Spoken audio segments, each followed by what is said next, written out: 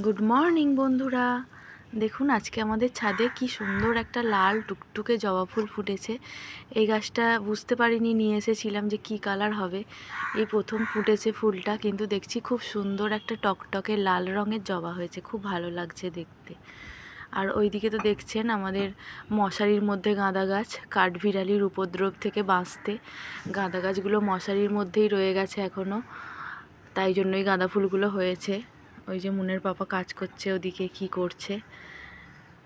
এই জবা গাছটা বের করলো মনে হয় ভিতর থেকে, না জবা গাছটা ভিতর থেকে বের করলে,